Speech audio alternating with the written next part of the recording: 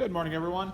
We're going to continue along in the set of review problems for lecture that's posted on Carmen. I think we're on page 9 of the activity, starting with some chapter 5 problems.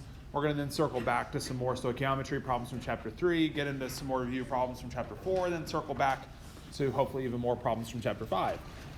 So the first question for today is, which of the phase changes of water is exothermic? So let's think about how you go from solid, or a sample or a substance can go from solid to liquid. You have to raise the temperature of the solid to have it melt. You have to raise the temperature even further to have the sample vaporize. So each of these phase transitions requires that the substance absorbs energy in order to undergo these phase transitions. So this would be an endothermic transition. Liquid to gas, also an endothermic transition, meaning the delta H for solid to liquid, if you had, say, water solid to water liquid, that this delta H magnitude should be endothermic greater than 0. Heat has to be absorbed. Same thing if you have the liquid to gas transition. That delta H also has to be greater than 0, endothermic. And so then if you flip these reactions, you know that you should flip the sign. But then also if you imagine having a gas, you have to have the gas lose its energy, give energy off as it forms a liquid. So your water, gas to liquid. This would correspond to having an exothermic reaction, negative delta H. So this reaction here would be exothermic. So too would the liquid to solid. You'd have to have the liquid lose its energy to slow it down in order to freeze out those molecules. And so the exothermic reaction would be the freezing step here, not the boiling step, that's endothermic, and not the melting process, that's endothermic as well. So just process B. So then the next question on phosphoric acid being prepared from the reaction of P4O10 with water. So we have a reaction here given that's balanced for P4O10 plus 6 waters forming 4 H3PO4 molecules. And so the question we're asked here says when 25.8 grams of phosphoric acid is produced, so when we run that reaction to produce that specific quantity of phosphoric acid, there's 10.9 kilojoules of heat that's evolved from the reaction. This means heat is given off by the reaction when we produce the product. So as that reaction takes place, is that reaction exothermic or endothermic? Heat's given off, so it would be exothermic, meaning delta H for the reaction should be less than 0. And then calculate the delta H for the overall balanced reaction. So we want the delta H for this reaction that's given here for specifically the conversion of 1 mole of P4O10, 6 moles of water, into 4 moles of H3PO4. So the way I would approach this problem is to think, well, what's the heat that's given off? 10.9 kJs. That's heat being given off, so the Q reaction is negative. And so I have negative 10.9 kilojoules. That's the heat that's released by this reaction. And so this is implied by the released, or the word evolved, the heat that's released from the reaction. And I'm going to divide this by 25.8 grams of H3PO4. Then I just need to think kind of like kJs to mole. I need to think about how many moles of H3PO4 there are in this balanced reaction.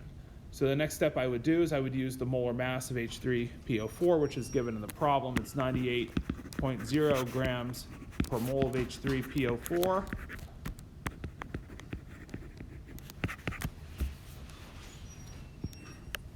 So we're using the molar mass of H3PO4 because that's the quantity of the product that had been produced. So we go grams to moles. And then the big key here is we need to multiply by 4 moles of H3PO4 because that's how many moles there are of that molecule in the overall balanced reaction. So hopefully we're thinking the reaction should be exothermic, negative delta H. I get that with the negative 10.9, divide by 25.8 times 98, and then times 4. And so if you recall, delta H's of reaction, so the delta H of the reaction, the chemical reaction, is minus 166 kilojoules, that there's usually no kJs per mole. sometimes we can ask for a property of a compound. Like sometimes in some other type of problems, we may say, okay, this compound dissolves in water, the temperature change is whatever it is. Use that temperature change to calculate the delta H of that compound in kJs per mole.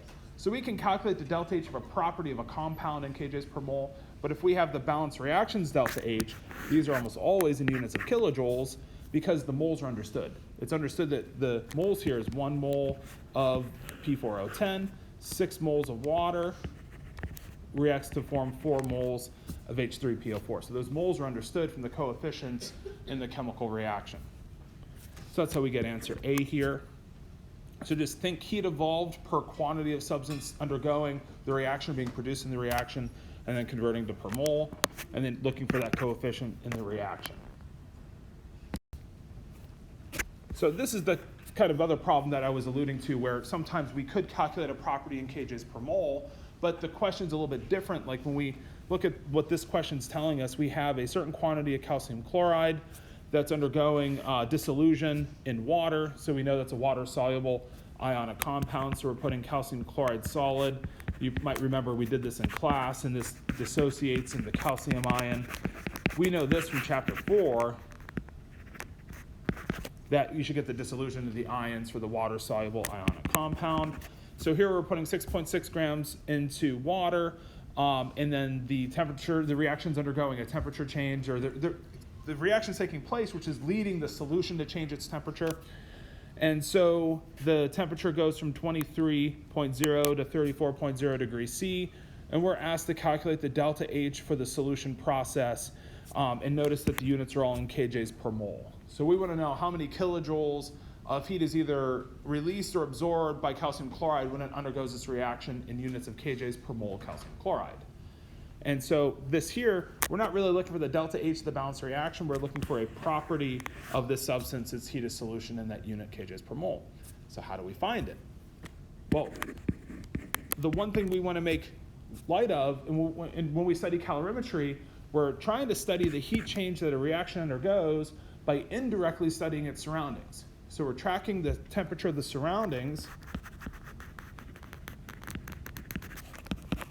So the surroundings temperature goes from 24.0 to 34, or excuse me, from 23.0 to 34.0. So we're monitoring the temperature of the solution, which is the surroundings of the reaction. We have a fundamental relationship that the reaction's heat change is always the opposite of the surroundings. If the reaction loses heat and the heat drops, where does the heat go? Heat goes to the surroundings. So if Q reaction's negative, Q surroundings is positive. And then if we have the opposite type of reaction take place, if we have an endothermic reaction take place where the reaction's absorbing heat, where does it get the heat from? It gets the heat from the solution or the surroundings. So if the Q reaction is positive, then the Q of the surroundings is negative. So we have this relationship here, very fundamental. And so we're tracking, again, the temperature of the surroundings. We're tracking the temperature of the solution. So the solution is the surroundings of the reaction in this type of calorimetry. So you have water, you're tracking the temperature of the water or the solution as the calcium chloride dissolves, or tracking the temperature of the surroundings. That's where this minus sign comes from. So when I say Q reaction is negative Q solution, it's not saying that the negative sign is there because this reaction is exothermic or because of anything about the specific reaction occurring, just that there is this relationship between the reaction and that solution. The solution, just like anything that's mostly a pure substance, you can describe by an MCS delta T. So we're thinking the heat of the solution is MCS delta T of the solution.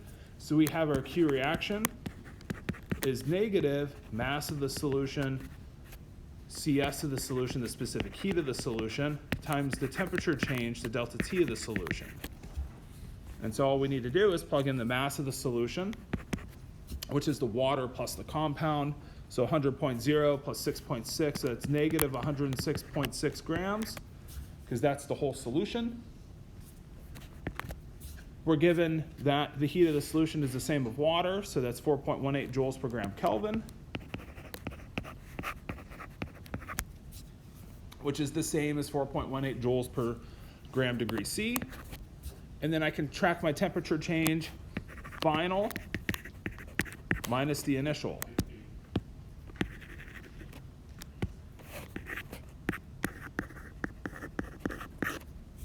So I got 34 final, 23 was the initial temperature. Yeah. So is this saying that when you write the negative Q solution and the negative Q surroundings, is that saying that it's the negative Q solution is the opposite of the surroundings, or is it saying that it's the same? Because you're still writing negative, which means opposite. So it's just the negative. So it's the negative of the sign that we would get from this math here. So whatever sign we get out from the MCS delta T, it's going to be the opposite of that sign. You know, so when we do the final minus the initial, and the temperature goes up of the surroundings, so the temperature goes up in the surroundings, meaning the reaction gave heat to the surroundings. So the reaction's releasing heat. So if we think of the sign of Q that we should get for the reaction should release heat and should be negative, right? For this process, and that's what we're going to get. So because we have a positive final temperature higher than the initial, delta T is positive, delta T positive times that negative sign out in front gives us a negative Q reaction. So my Q reaction will be equal to 106.6, well, negative 106.6 times 4.18, and then times parentheses 34 minus 23, which is plus 11 degrees C. And we want this in kJs per mole, so I'm going to do a conversion here, 1,000 joules to kilojoule. So I'm going to divide by 1,000 to go to kJs. So I get negative Q reaction is negative 4.901, well, wrong one for the sig fig. So you should get 3 sig figs. I get 4.901 kilojoules of heat is released by the reaction. Now, what reaction should be your next question? Like when we get this Q, what is this the Q of? This is the Q specifically of 6.6 grams of compound reactant. We can think of a few things here real quick. We could think, how would this change, how would this Q reaction change if I added more calcium chloride? If I was able to get more calcium chloride to dissolve into the solution, what would happen to Q reaction? Would it stay the same or would it change? It would change. The magnitude of the Q reaction would go up, meaning this would become more negative. If I doubled the quantity of calcium chloride here that's dissolving, then I'm going to have double the amount of reaction take place. I'm going to have twice as much heat that's absorbed. So my delta T should roughly double. And then I should find that my Q reaction is roughly double this quantity. It'd be about negative 4.9 times about 2. So I have a more negative Q reaction. What if I used more or less water? What if we dissolved the same quantity of calcium chloride but into 200 grams of water instead of 100? If we have more water, then we have more water that can release, that can have its heat absorbed, so the delta T magnitude would be smaller. So our delta T magnitude here, if we had more water, would be less high. The temperature increase would have been less because we had more water to give its heat away, so the delta T, the magnitude wouldn't have been as high. If we had less water, think if we only had 50 grams of water, how would that change the problem? Our delta T would have went up by higher. That would have been like doubling the quantity of the reaction. So you can kind of think how different variables play into this reaction. But now in terms of solving the math question that's asked here, we want to know the delta H, the enthalpy of solution of the compound calcium chloride. So to get that, I'm going to take my 4.901 kJs that I got here, and I'm going to divide that by one of two things, either the grams of calcium chloride converted to moles, or just convert that quantity to moles and think if I want to get kJs per mole, what I want to divide by here is the number of moles of calcium chloride, because you want the enthalpy of solution in kJs per mole of calcium chloride. So we're going to say, well, how many moles of calcium chloride are there? 6.60 grams. We're given the molar mass in the problem is 110.98 grams per mole.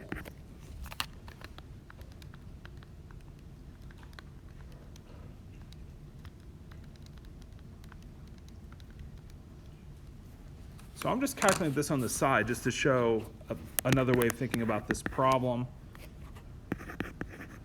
So I get 0.0594 moles. Well, I'm just going to divide that here.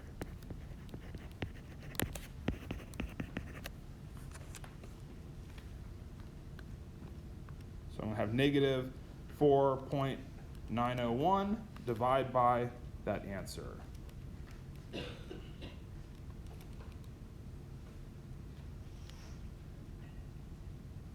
So So that gives me negative 82.5 kJs per mole. So it's like a two-step problem. What's the Q of the reaction that occurs in that cup, in this solution that's actually taking place? And then how do I go from that heat, either kJs per gram or just the kJs in total? I just want to divide by the moles of the reaction that actually took place. I want to find maybe the limiting reactant, if I can think of it that way, or I could try to find whatever the substance is I want the kJs per mole of, kJs per mole of calcium chloride, so I'm dividing by the moles of calcium chloride. A lot of times I find students can get this number just fine, then we struggle on how do we get to the actual answer to the question, is just either dividing the 4.901 by 6.6 grams, then convert to moles. That's one way of thinking through it. Another way of thinking through it is it's just a heat per mole of what? Per mole of either what you're looking for, or perhaps you can think of that limiting reactant. Okay, so that's how we get towards that answer here in this problem. So hopefully we can think exothermic versus endothermic. First off, temperature changes, and how if the temperature goes up of the solution, then that had to have been an exothermic reaction to cause that temperature to go up. Or if the temperature drops, if we have the opposite temperature change, then we have an endothermic reaction. So hopefully, if we're thinking exo versus endo, we can get the sign right, and from there, hopefully we can get the math right. If we have a bomb calorimetry question, so we have a certain amount of compound combusting in a bomb calorimeter, this problem here is pretty similar in style, if you will, to the problem we just solved, where we have a Q reaction that we're trying to study through indirectly studying the heat change of its surroundings. So this is the main idea of calorimetry. Study a reaction's heat change by seeing what the heat, by studying how heat was either released to or absorbed into the solution or the surroundings of the reaction. So we're tracking the temperature of the surroundings in this form of calorimetry as well as the previous. So we have the surroundings here, though, as the entire calorimeter. So what makes bomb calorimetry problems actually a little bit easier, or a little bit easier to solve mathematically, is you're given a heat capacity of the calorimeter that just has the units kJs per Kelvin. Note that there's no kJs per gram Kelvin. So we have a C-cal that describes our calorimeter, and then all you need to do is multiply it by a delta T.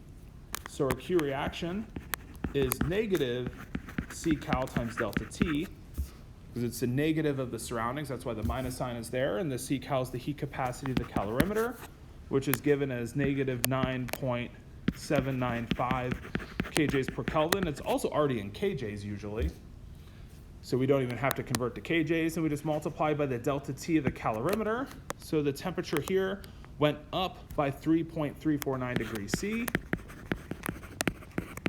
So I'm already taking the final minus the initial for the delta T. So just the final temperature minus the initial. Calorimetry here in this form studies reactions that are always exothermic. I mean, a calorimeter is studying reactions that you're blowing up the sample and burning the sample, so you're always going to find this form of calorimetry leads to a temperature increase. And so your temperature increase almost always going to be, and really should always be positive, and then the negative sign out in front means you get an exothermic reaction, negative delta H.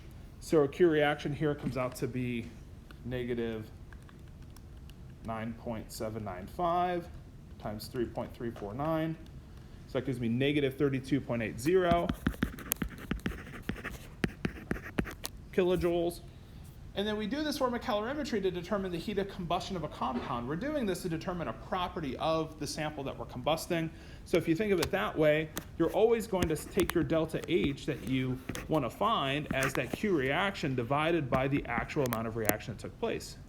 So you have 1.2554 grams of that compound that was combusting, and we want the kJs per mole for the enthalpy of combustion of this compound, so we're just going to convert from grams to moles for C8H8O3. So I just need to do 12.01 times 8 plus 1.008 times 8 plus 16 times 3. So the molar mass here is 152.14 grams per mole. So I'm just multiplying by 152.14 grams per mole of that compound. I could have converted to moles off to the side and divided by moles here too, but I could also just divide by the mass and then account for the conversion from grams to moles. So that mass times negative 32.8, and then I have to divide by 1.2554. So I get negative 3975. I get answer A. So a C cal times a delta T gets me Q reaction. And then I just got to go Q reaction per heat of the compound that actually reacted in this calorimeter. So let's think for a minute here. What would happen if I combusted this compound, if I combusted more mass of the compound? If I doubled the mass of compound I combusted, what would happen to delta T? Delta T would double, because I'd have more reaction taking place. I'd have a bigger temperature increase. What should happen to delta H? If I doubled the magnet size of the compound I combust, redid the experiment, got the new data out, should delta H be double or should it be the same? Delta H should be the same, because that's a property of the compound. That's a property in kJs per mole, so the delta H should be the same. So what should happen is that the Q reaction should double, the mass of the sample would double, so the same delta H would come out. Okay, let's get past calorimetry. So number 6 is asking which phase of sodium would have a 0 enthalpy of formation. So what do you guys think? Who thinks it's anything but answer A? Anybody not think it's A? This is a weird way of asking. I don't know who would put their hand up. The answer is A, because that's the physical state of sodium at room temperature that's most stable. It's kind of like saying, does anybody want to volunteer the wrong answer after I tell you that it's wrong?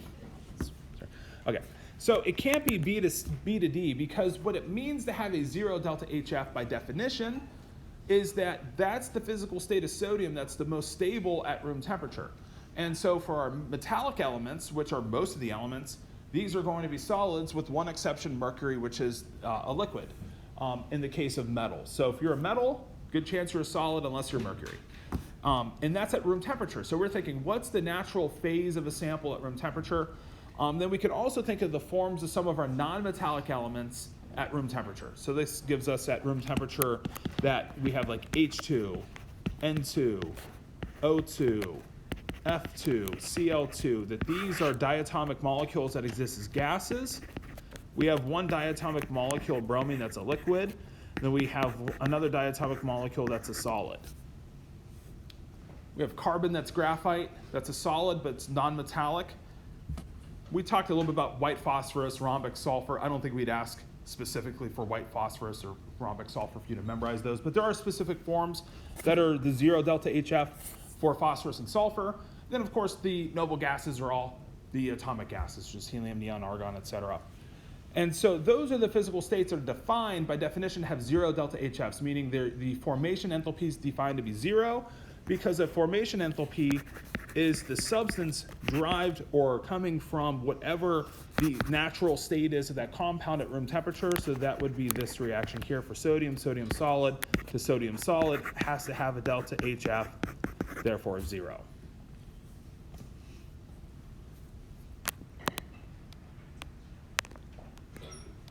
Now, the utility of delta HFs, if we listed the delta HFs for compounds or a bunch of different substances, you can have a reaction where you have reactants going to products as long as the reaction's balanced. Just take into account the number of moles as the coefficients, so you can calculate the delta H of a reaction by summing up the products and subtracting the sum of those delta HFs of the reactants. So you take the final minus the initial using delta HFs. Okay, so I think at this point we circle back to some chapter 3 and 4, hopefully get back into some chapter 5 to kind of see some additional review. So if we have 14 moles of methanol and 24 moles of oxygen reacting by this combustion reaction, so we have 14 moles of this, 24 moles of the O, then how much of the excess reactant remains once the reaction is complete? And so let's try to think through the excess reactant problem this way. Here, let's think of how many moles of O2 that would react with all of the methanol. So for every 2 moles of methanol that reacts, we need 3 moles of oxygen to react with it based on the coefficients in the reaction.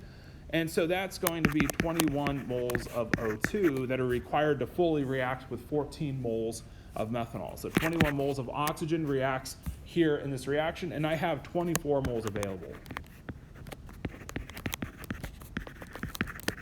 So the remaining moles of O2 would be 3 moles of oxygen.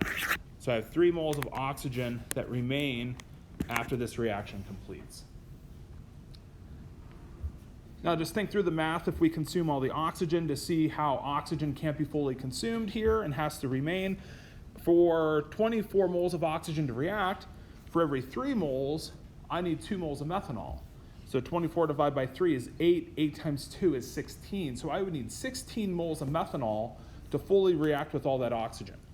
So I can't have methanol left over in this reaction, or I can't have all the oxygen consumed because I would need more methanol than what I have available. So just a thought of, if you're given a problem, ask for an excess reactant, how much of the excess reactant remains. Just pick a reactant. You can randomly choose one, calculate how much of the other you need to fully react with it, and see and compare how much O2 you need to react versus how much you have available. The difference is what remains. Of course, you can set up a BCA chart. I don't think you guys like setting those up, but if you're not sure how that works, just set up the BCA chart. Okay, so this problem here is kind of the same question, but with masses, where maybe it's just a little bit trickier. So if you have 39 grams of chromium, 16 grams of oxygen are combined based on the theoretical yield, which reactant remains in what amount? So again, we want to know the excess reactant. So it's the same basic process here, where maybe I'll just choose how many grams of chromium are fully required to react with all the oxygen available. And then we can go 32.00 grams per mole of O2. I can use my coefficient. For every 3 moles of O2, we need to react with that 4 moles of chromium. 1 mole of chromium is 52.00. Which one I can see better? Yep, 52.00 grams.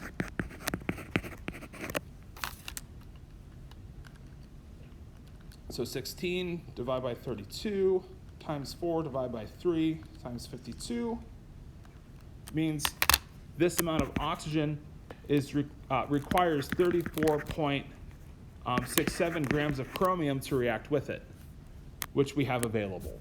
We have 39 grams. So we have 39 grams of chromium available, 34.67 grams reacts. So we're left with the difference of 4.33 grams.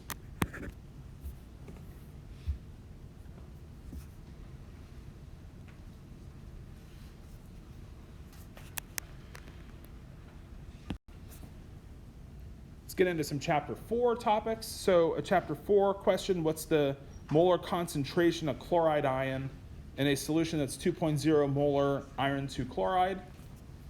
So this question here is asking for the chloride ion concentration, which would be the moles of chloride ion per liter of solution. We can get to this number here if we start from the 2.0 moles of iron chloride, FeCl2, per liter of that solution, because that's what 2.0 M means. It means moles of that compound per liter of the solution. And then we'll just think about how this compound here, when it dissolves in water, ionizes to give us 2 chloride ions per mole of FeCl2. And so hopefully a pretty easy calculation. For every 1 mole of FeCl2, it gives us 2 moles of chloride ion. So we're going to take 2.0 moles times 2 for 4. So this concentration should be 4.0 moles of chloride ion per liter of solution, which is just 4.0 M.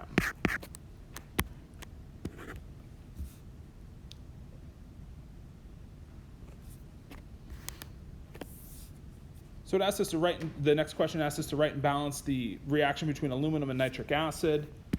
This might be a reaction we would probably just give you if you needed it. The reaction here would be aluminum solid reacting with the acid, where the acid is going to form H2 gas, and then the product here would be Al3+, and would pair up with the nitrate ion, which is a minus. I'm going to need AlNO3-3.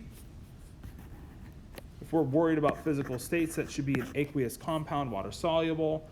And so then the balancing here, if I did a 3 in front of the HNO3 to give me 3 nitrates, I would then need fractions on the H2. So why don't I do a 6 here and then a 3 here, because that gives me 6 H atoms on both sides. Again, if I did a 3 in front of HNO3, I'd have a 3 halves in front of H2. So this gets rid of the need for a potential fraction for hydrogen. And then I'm going to need 2 times 3 nitrates. So I'm going to need 6 nitrates on both sides. So I do 2 AlNO3s and then 2 aluminums. If we wanted you to solve a problem like this, I almost guarantee we'd give you the reaction on the test. So you probably wouldn't necessarily have to figure out the writing and balancing of this reaction here. But for the stoichiometry part of the question, then the question's asking how much half molar HNO3 in liters is needed to fully dissolve 27.0 grams of aluminum. So the number of liters of the HNO3 solution, let's start with what we're looking for, and we'll begin the math step with what we're given, 27.0 grams of aluminum. That's about the molar mass of aluminum, so that's 26.98 grams per mole.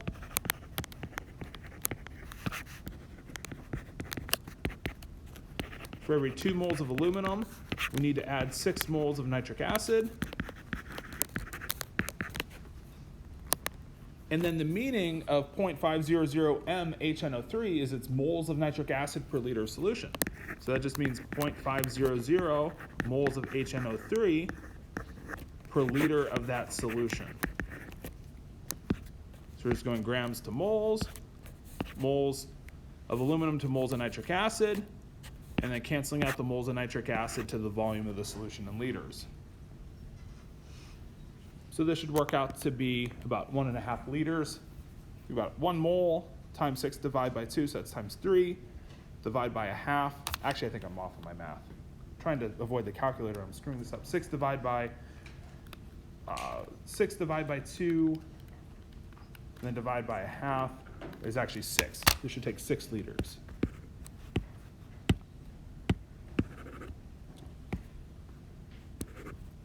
So it should be answer B. Yeah, don't skip your calculators. I almost got it wrong.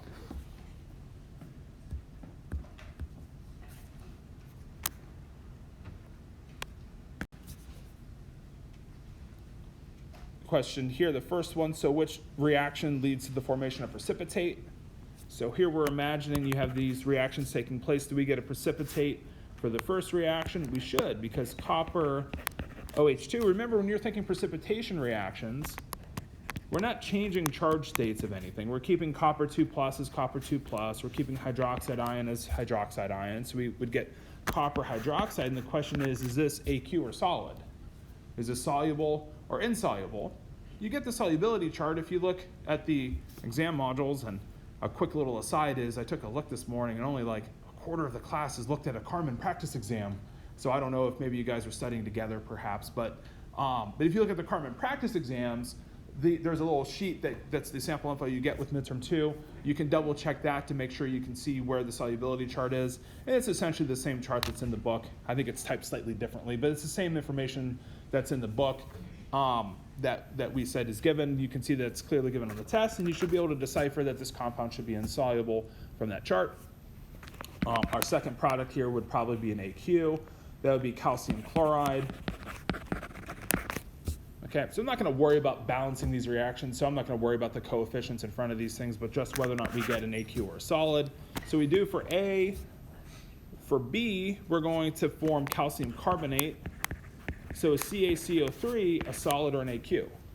Again, if you're not sure of the solubility rules, just check the chart. Carbonates are generally insoluble. The exceptions are only ammonium and the alkali cations, not including calcium.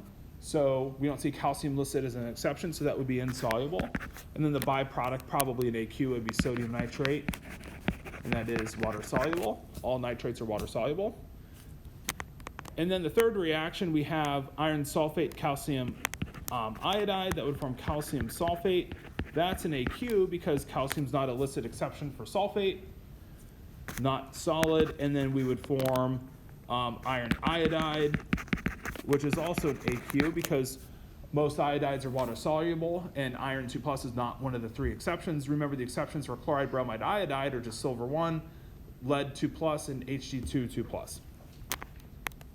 And so the only exceptions here, the only precipitates I should get are with reactions A and B, and then not with C. for the next question on the sheet, how many of those compounds, and then perhaps which ones are strong electrolytes. So quick inspection of all of these molecules here shows me they're all ionic compounds. So when they're all ionic compounds, my question is, are they water soluble, in which case they're strong electrolytes, or are they just insoluble? So you're just trying to think, are these water soluble compounds, or are they insoluble? So FeCO3, soluble or insoluble? That's insoluble, so that's not a strong electrolyte. KOH, is that soluble? Yep, it's soluble, hence a strong electrolyte. Zinc chloride. Again, solubility chart, maybe you guys want to refer to the solubility chart. That's okay if you need to refer to it, but this is not one of the exceptions for chloride, so that is soluble. So it is a strong electrolyte. Silver 1 sulfide. Most sulfides are insoluble. This isn't one of the exceptions, so that's insoluble. Lead nitrate, soluble or insoluble? That's soluble, so that's a strong electrolyte. Remember, all nitrates are water soluble regardless of what it's paired up with. Sometimes we see the lead and we just think insoluble. Just be careful with lead. All nitrates are soluble, lead's not an exception. Hg2I2, this is the exception. Remember, it's Hg2, 2 plus is the exception, so this compound here is insoluble. Hgi2 would be soluble though. That's just the ordinary mercury 2 iodide, so this would be a strong electrolyte if it were a choice. So Hgi2 soluble, Hg2I2 insoluble. Rubidium sulfide. Rubidium is maybe not the most commonly used alkali metal, but it is an alkali. That is one of the exceptions for sulfide that would be soluble. If you recall, anything with ammonium or lithium, sodium, potassium, rubidium, cesium, francium's radioactive, we don't see it in examples, but if you have anything with the alkali cations, it's going to be soluble without exception. And so that should lead to, I think, answer D. So I had 1, 2, 3, 4, yep. So D is matching up with all the compounds that are strong electrolytes.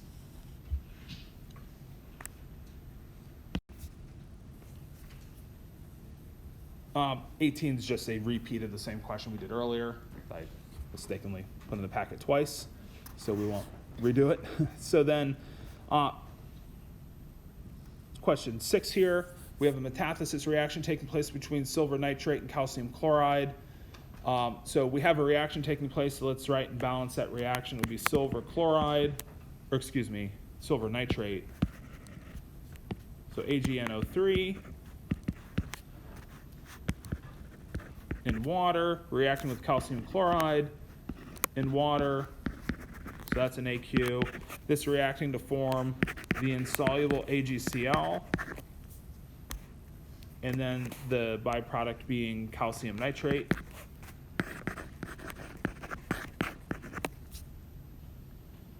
Probably want to write and balance this reaction here. We're going to need 2 chlorides on both sides, so 2 AgCls, 2 AgNO3s. That gives us 2 nitrates. So that has our reaction fully balanced. When we throw an AQ tag on for the calcium nitrate, so I have 2 solutions mixing to form an insoluble precipitate, silver chloride. And so the reaction's asking us about some ion concentrations following a reaction that takes place between a liter of 1 molar AgNO3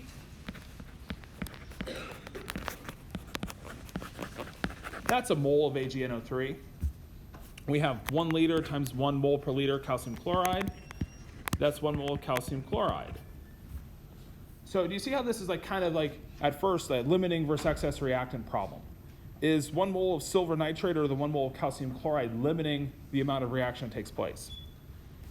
Well, let's think of it this way here. If let's think of all the calcium chloride reacts. I have a mole of calcium chloride. For every 1 mole of calcium chloride, I need there to be 2 moles of silver nitrate, which would require, therefore, 2 moles of silver nitrate to react with all the calcium chloride.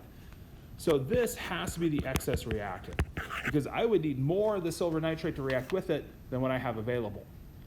We could do a BCA chart. In fact, let's do that real quick, because I know you guys hate these things, but they're not necessarily hard to understand. If you're having a problem understanding what's going on, this is where I go to these charts here, where I know before the reaction, I have a mole of each of these compounds, and then my change just means that for every X of calcium chloride I lose, I have to lose twice as much of the silver nitrate. So after the reaction takes place, the question is, which of these goes to 0? Do they both go to 0? They both go to 0 if we mix together the exact stoichiometric ratio. If I had 2 moles of silver nitrate, 1 mole of calcium chloride, they both would go to 0. But unfortunately, that's not the quantities given in this reaction. So in this reaction here, if we make the first one 0, and then let me erase this here, calculate X. Have my eraser can't keep up with me. 1.0 minus 2x equals 0. Solve for X. X would be equal to half a mole. Just subtract 1 from both sides and divide by 2. And then plug X in here. So 1.0 minus X leaves behind half a mole of calcium chloride. You can even think initially how we have no product, yet none of the products are there. Once we have the reaction take place, I have twice as much silver nitrate form for every mole of calcium chloride lost. Think of it, for every mole of calcium chloride we lose, we're forming twice as much AgNO3 and that same number X of calcium nitrate. And so we can also think here we're going to get the formation. If I have X is half a mole, I have 1 mole of silver chloride forming, and I have half a mole of the calcium nitrate forming.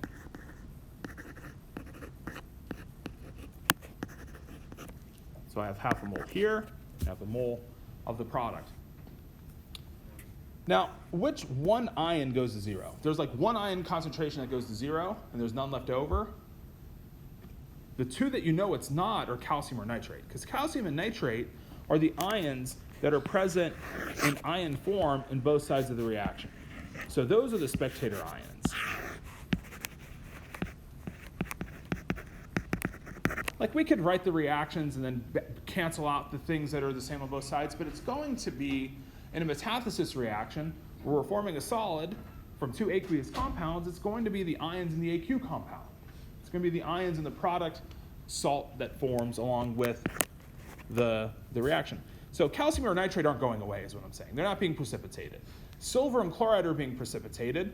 Silver is fully precipitated because silver nitrate goes to 0. There's no silver left over. All the silver in the solution is now precipitated as silver chloride at the bottom of this test tube as that solid precipitate. So the silver ion goes to 0. There's none of it left over. And then the chloride doesn't go to 0 just because there's some chloride left over and half a mole of calcium chloride. So I have half a mole of calcium chloride left over. How many moles of chloride do I have left? So for every 1 mole of calcium chloride, there's 2 moles of chloride ion. So my concentration of chloride ion would be equal to 1 mole of chloride ion per 2.0 liters of solution, because it says to assume the final solution volume is 2 liters, which is half molar chloride ion. Think about where chloride started at. Before the reaction took place, we added 1 mole of calcium chloride to the solution, so that would be 2 moles of chloride ions per 2 liters of solution. So we had a lot more chloride. Half of it's been precipitated. The other half remains in solution. Think about the concentration of calcium ion. The concentration of the calcium ion, we began the reaction with a mole of calcium chloride, which was a mole of calcium ion. So we started with a mole of calcium ion, and then we ended up with a compound that also had that same mole of calcium in solution. So I have a mole of calcium ion that never was precipitated from the solution. So that's half molar. So calcium's 2 plus. And then nitrate's going to work out to be the same as well, because before the reaction takes place, I have a mole of nitrate. After the reaction takes place, I still have a mole of nitrate ion in solution. 2 liters is the solution volume, so I have half molar nitrate ion. And remember, these turned out to be the spectators. So those are the spectator ions. Those are the ions that were unchanged. I know the writing's terrible, but so that's going to lead to answer E. Okay, so this is just how we can calculate ion concentrations in a reaction by thinking through what's precipitated, what remains. and then what always was in the solution remains as unchanged ions.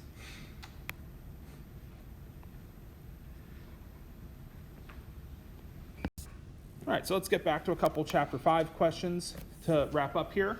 So which change below leads to a release of energy? So if I have two cations that I've brought together, they repel each other. And so if I think about separating those particles, I'm going to decrease their relative energy. So if I think of the energy of bringing two positive particles together, I have particle 1, particle 2. If I want to take two cations and bring them together, I have to have that system absorb energy, such that if they then release, then those ions would release energy. So separating two cations from each other would lead to a release of energy.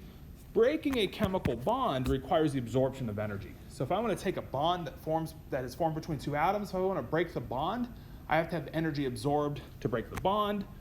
If I want to bring two negatively charged particles together, just like the two cations, energy has to be absorbed to bring the like charged particles together. If I want to bring together, like it's not one of the choices, but if I could bring together oppositely charged particles, they're farly separated. If I bring those particles together, then those will lower an electrostatic potential energy. So sometimes we call the negative positive electrostatic potential energy that goes negative, because we have attraction. So whenever you have attractive forces between the ions, that's negative electrostatic potential energy.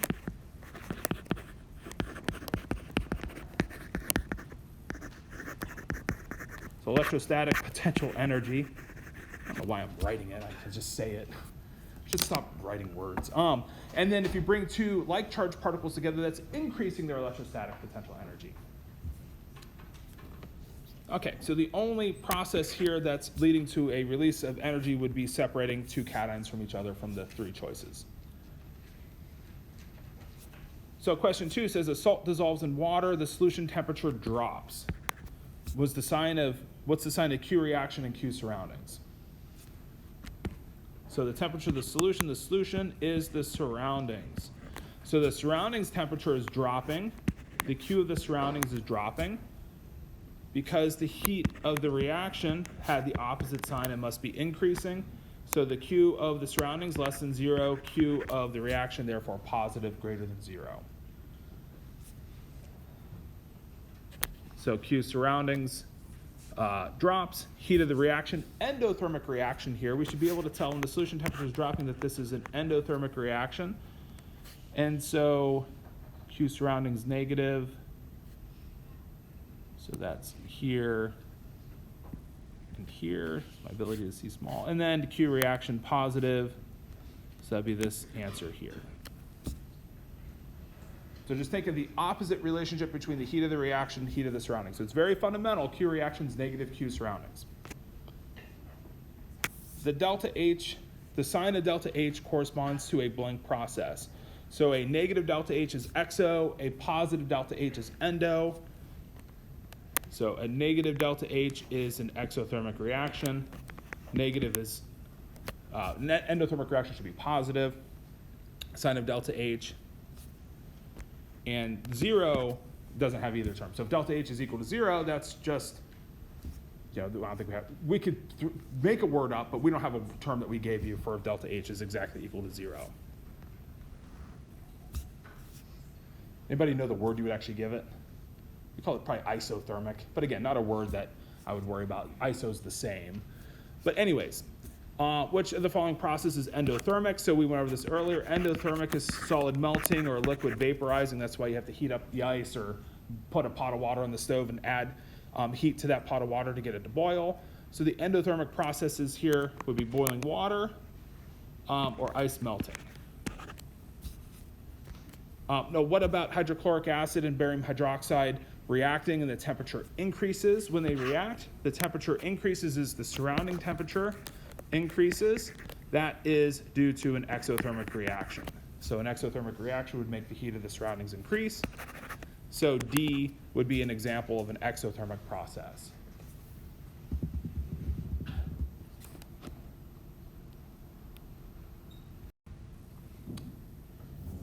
So let's look at a Hess's law question. So question 7 here gives us a reaction of 2 moles of iron plus 3 moles of chlorine going to 2 FeCl3 solid.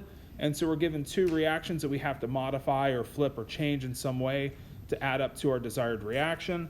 So one of the things I like to do is just look for a reaction that only has one of the substances in the desired reaction in it. So I see iron solid is only in the first reaction. In order to get 2 moles of iron, I'm going to have to double all these coefficients here. If I double all those coefficients, I need to double the magnitude of that delta H. And then the second reaction, I notice it has the right number of FeCl3s, but I have to flip the reaction. So I have to take this reaction here and just put the 2 FeCl3s over here. And then I need to put the 2 FeCl2 solid here, just flipping the reaction, plus Cl2. And so if I flip the reaction, I flip the sign.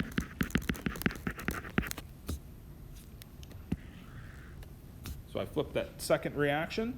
And if I add these reactions up, the 2 FeCl2s cancel on both sides of the reaction.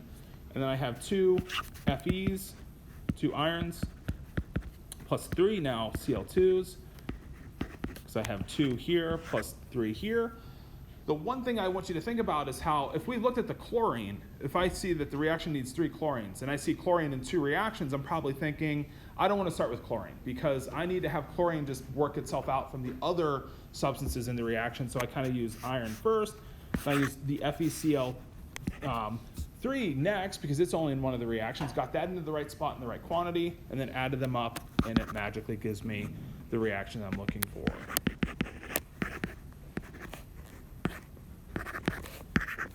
So delta H should be 2 times negative 341.8, and then plus negative 115.4. So if I can add these reactions up, so as I'm summing these reactions up here, I then sum up their delta H's.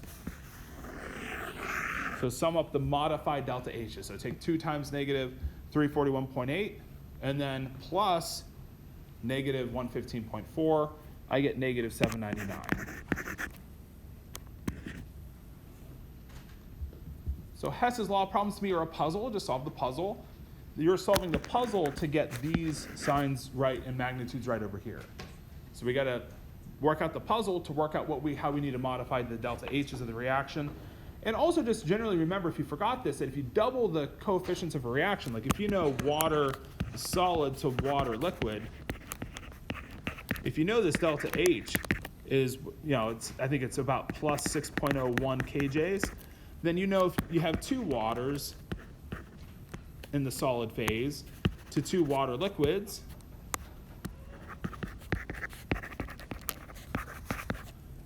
so if the only thing we're changing is the 2, the delta H just becomes 12.02. So if we're just doubling the coefficients, 2 water solids to 2 water liquids, you just double the delta H. And sometimes we may forget that if you change the coefficients, you change the magnitude accordingly for the delta H. So that's all we're taking advantage of or looking at in Hess's law. Then a couple last questions on heats of formation. So the question here is asking us to write the balanced, or write the reaction for the formation reaction of ethane. So for the formation reaction, we say write the formation reaction. So you write 1 mole of this as a product. So if I'm writing this from scratch and then I'm going to look for the choices, I would write the C2H6 on the product side and just 1 mole of it. I'm not going to use coefficients here. I can leave coefficients as fractions if I have to, but then I'm going to have 2 carbon solids. The natural state of carbon is graphite. The most stable state at room temperature is graphite. And the most stable state of hydrogen is H2 in its gas state. So it should be 2 carbon solids plus 3H2 gas goes to C2H6. And then if we had fractions, you can leave fractions. So don't get rid of the fractions. Just always form 1 mole here of the compound that you want the formation of, and then balance out it coming from its elements in their standard states. And so the right reaction here would be B. Now, a few reasons why some of the other reactions are wrong. You should only have the 1 substance on the product side. You shouldn't have any other substances on the product side. And then if you notice in E, we have 2 carbons plus 6 H atoms. H atom is not the natural state of carbon. H2 gas is. And then C is just wrong because it's some other reaction. It's like not a formation reaction. It's like some other compound plus H2. And then the utility of delta H's is that we can take the sum of the products minus the sum of the reactants. And so for the reaction here of 4CO plus 8H2, which has a delta HF of 0, so sometimes we just have to remember H2 is 0. So what I'm going to do here is take 3 times the CH4, and I'm going to add 2 times the water liquid. And then I'm going to subtract, or I need to also add 1 mole times the CO2. So I'm going to add all of these up. So that's the sum of the products. I'm going to subtract the reactant. And the reactant is the 4 times CO. So 4 moles times CO. This is my reactant. So I'm subtracting the reactant. So sum up all the products delta HFs and subtract the reactants delta HF. I forget, it's one of these 2 choices here is the right answer mathematically. I forget which now. I just remember calculating it before, but it's in the key online. We'll just wrap up here with this topic. But again, sum up the products, take into account the stoichiometry, subtract the reactant. So final minus initial. All right, guys, so hopefully that gets you more prepared than you were before we looked at some of these problems. Use the practice exams if you haven't yet. Look at the daily quizzes if you need some extra help. Office hours today, right after till 12:30 and 2 to 3 p.m. over in 2047 McPherson. Good luck on the test tomorrow. See you guys on Wednesday.